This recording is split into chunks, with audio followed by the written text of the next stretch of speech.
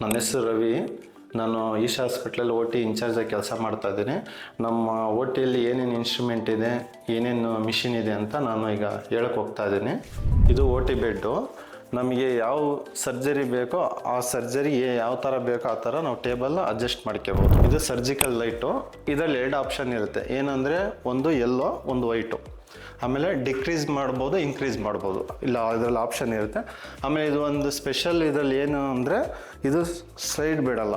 ನಮ್ಮದು ಯಾವುದೇ ನೆರಳು ಇದರಲ್ಲಿ ಬೀಳೋದಿಲ್ಲ. ಇದು ಅನಸ್ತೇಷಿಯಾ ಮಿಷಿನು.